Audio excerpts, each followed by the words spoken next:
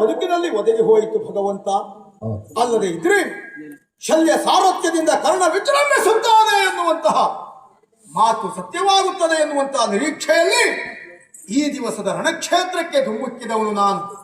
ಶಲ್ಯನ ಸಾರಥ್ಯ ನನ್ನ ಪ್ರಾಬಲ್ಯ ಎನ್ನುವುದು ಇವತ್ತಿನ ಗೆಲುವಿಗೆ ಕಾರಣವಾಗುತ್ತದೆ ಎನ್ನುವುದಾಗಿ ಭಾವಿಸಿ ನಾನಾಗಿ ಹೋರಾಟವನ್ನು ನಡೆಸುತ್ತಾ ಇರುವ ಸಂದರ್ಭ ಸಣ್ಣ ವಿಷಯವನ್ನ ದೊಡ್ಡದಾಗಿಸಿ ಶಲ್ಯ ಅರ್ಧದಲ್ಲಿಯೇ ರಥವನ್ನು ಬಿಟ್ಟು ಹೊರಟು ಹೋದ.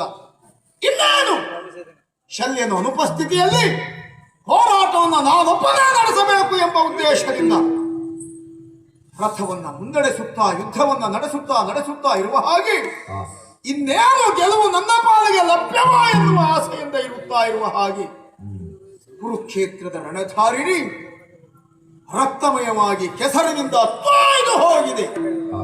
ಎಲ್ಲಿ ನೋಡಿದರಲ್ಲಿ ಉರುಳಿರುವಂತಹ ಹೆಣದ ರಾಶಿಗಳು, ಹರಿಯುತ್ತಿರುವಂತಹ ರಕ್ತ, ಕೆಂಪಡರಿರುವಂತಹ ಕುರುಕ್ಷೇತ್ರ ಕೆಸರುಮಯವಾಗಿ ಹೋಗಿದೆ.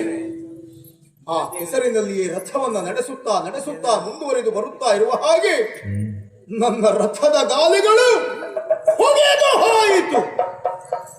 ಎಷ್ಟೇ ಪ್ರಯತ್ನಿಸಿದರು, ಎಷ್ಟೇ ಸಾಮರ್ಥ್ಯವನ್ನ ವಿನಿಯೋಗಿಸಿದರು, ತುಗಿದು ಹೋಗಿರುವಂತಹ ರಥದ ಗಾಲಿಯನ್ನ ಮೇಲೆಪ್ಪಿಸುವುದಕ್ಕೆ ಅಸಾಧ್ಯನಾಗ್ತಾ ಇದ್ದೇನೆ. ಯಾಕೆ ಹೇಗಾಯಿತು ದೇವರೇ? ನನ್ನಿಂದಲೇ ಗೆಲುವು ಎನ್ನುವುದಾಗಿ ವಿಶ್ವಾಸದಿಂದ ಬಂದ್ರೆ ಇವತ್ತಿನ ಕದನದಿ ಆ ಜಯಸಿರಿಯು ನನ್ನಿಂದ ತೊಲಗಿ ಹೋದಳು ಹೇಗೆ? ಜಯಲಕ್ಷ್ಮಿ ನನ್ನಿಂದ ದೂರವಾದಳು ಹೇಗೆ?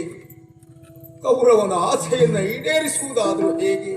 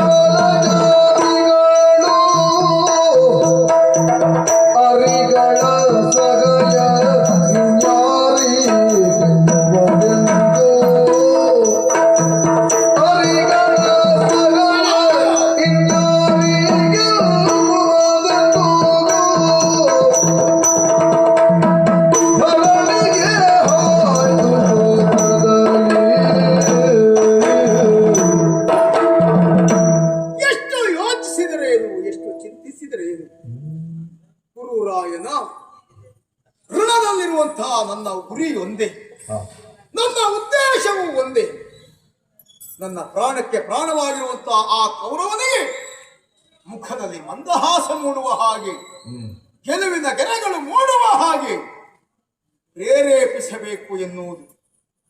ಆದರೆ ಇವತ್ತಿನ ಈ ಪರಿಸ್ಥಿತಿಯನ್ನೆಲ್ಲ ಗಮನಿಸುತ್ತಾ ಹೋದರೆ ಗುರುರಾಯನ ಐಶ್ವರ್ಯ ಒಡಗೆ ಹೋಯಿತು ಹೇಗೆ? ಯಾವ ಕೌರವೇಶ್ವರ ನಿರೀಕ್ಷೆಯಿಂದ ಇರಿಸಿದ್ದಾನೋ ಅಂತಹ ನಿರೀಕ್ಷೆ ಎಲ್ಲವೂ ಕುರುಕ್ಷೇತ್ರದ ಮಣ್ಣಲ್ಲಿ ಮಣ್ಣಾಗುತ್ತಾ ಇದೆಯೋ ಹೇಗೆ?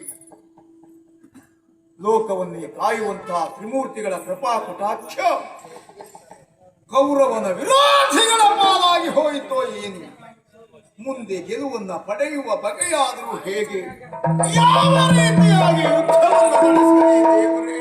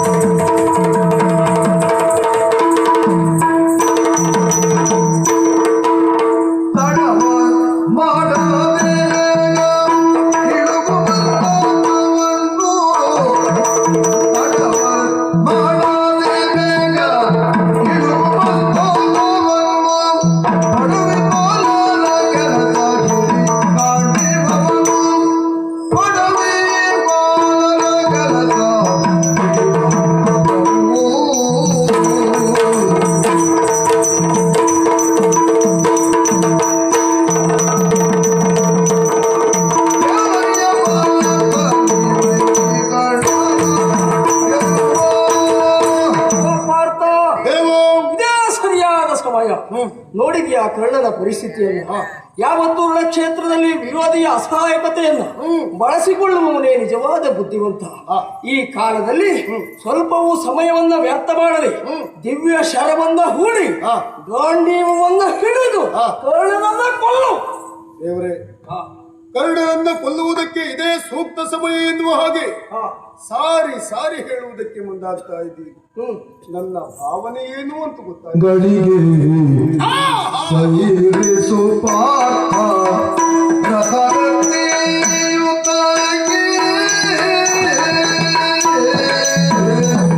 ಗಳಿಗೆ ಸೈರಿಸು ಪಾರ್ಥ ರಥವೇ ರಥವೇ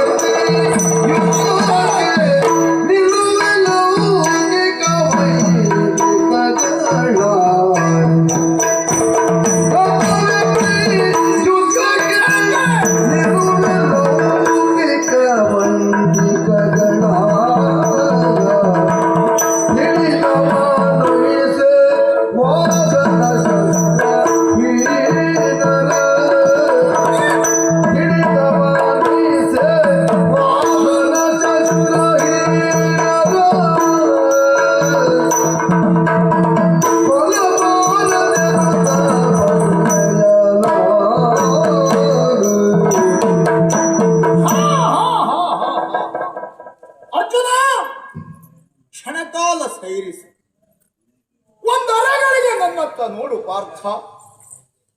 ಯುದ್ಧ ಕ್ಷೇತ್ರದಲ್ಲಿ ಗೆಲುವನ್ನ ಪಡೆಯಬೇಕು ಎನ್ನುವ ಕಾಂಕ್ಷೆಯಿಂದ ವೀರಾವೇಶದಿಂದ ಹೋರಾಟಕ್ಕೆ ಮುಂದಾಗ್ತಾ ಇದ್ದೀಯನು ಅರ್ಜುನ.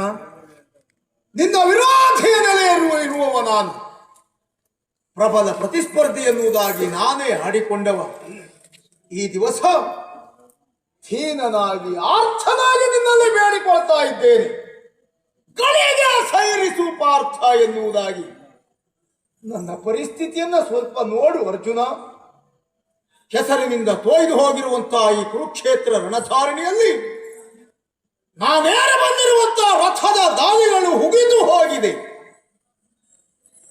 ಎಷ್ಟೇ ಪ್ರಯತ್ನ ಪಟ್ಟರೂ ಆ ರಥವನ್ನ ಮೇಲೆಬ್ಬಿಸುವುದಕ್ಕೆ ಅಸಾಧ್ಯನಾಗಿ ಚಡಬಡಿಸುತ್ತಾ ಇದ್ದೇನೆ.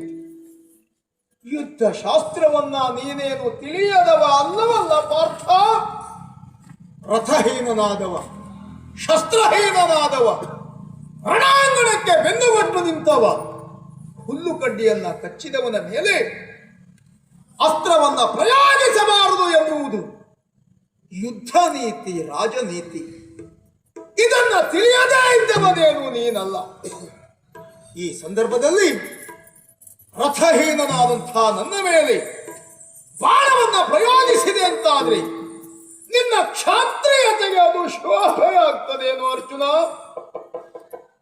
ನಿನ್ನಣ್ಣ ಧರ್ಮರಾಯನೇ ಇಂಥ ಪರಿಸ್ಥಿತಿಯಲ್ಲಿ ಉಳಿದ ಅಂತಾದ್ರೆ ಆಗ ನೀನು ಅವನ ಮೇಲೆ ಇದೇ ಕಠೋರತೆಯಿಂದ ಬಾಣವನ್ನ ಪ್ರಯೋಗಿಸುವುದಕ್ಕೆ ಸಾಧ್ಯ ಆಗ್ತಿತ್ತೇನೋ ಅರ್ಜುನ? ನಿನ್ನಣ್ಣ ಭೀಮಸೇನನೇ ಈ ಸ್ಥಿತಿಯಲ್ಲಿ ಅಳುತ್ತಾ ಕುಳಿತದ್ದಾದ್ರೆ ನಿನ್ನಣ್ಣನ ಮೇಲೆ ನೀನು ಬಾಣವನ್ನ ಕಠುವಾಗಿ ಪ್ರಯೋಗಿಸುವುದಕ್ಕೆ ಸಾಧ್ಯತೆ ಇತ್ತೇನೋ? ನಿನ್ನ ಪ್ರೀತಿಯ ತಮ್ಮಂದಿರಾದಂತಹ ನಕುಲ ಸಹದೇವರು ಇದೇ ಸ್ಥಿತಿಯಲ್ಲಿ ತೊಳಲಾಡ್ತಾ ಇದ್ದದ್ದಾದ್ರೆ ಅಂಥವರ ಮೇಲೆ ಬಾಣ ಪ್ರಯೋಗಿಸುವುದಕ್ಕೆ ನಿನ್ನ ಮನಸ್ಸು ಒಪ್ಪಿಗೆಯನ್ನು ಕೊಡ್ತಾ ಇತ್ತೇನೋ? ನನ್ನನ್ನು ಅದೇ ನೆಲೆಯಲ್ಲಿ ಕಲ್ಪಿಸಿಕೊ ಪಾರ್ಥ. ನಿನ್ನ ಅಣ್ಣ ಪಾರ್ಥಾನು ಎನ್ನುವುದಾಗಿ ಭಾವಿಸುವ ಅರ್ಜುನ. ಧರ್ಮರಾಯನನ್ನು, ಭೀಮನನ್ನು, ನಕುಲ ಸಹದೇವನನ್ನು ನನ್ನಲ್ಲಿ ನೋಡು. ಅರೆಗಳಿಗೆ ಅವಕಾಶವನ್ನು ನೀನು ಕೊಟ್ಟೆ ಅಂತಾದ್ರೆ ನನ್ನ ಪರಾಕ್ರಮದಿಂದ ರಥವನ್ನ ಮೇಲೆಬ್ಬಿಸಿ ಕ್ಷಾತ್ರಿಯ ಪಂಥಕ್ಕೆ ಅನುಗುಣವಾಗಿ ನಿನ್ನಲ್ಲಿ ಲೋಕ ಮೆಚ್ಚುವ ರೀತಿಯಲ್ಲಿ ಹೋರಾಟವನ್ನ ಕೊಡ್ತಾನೆ.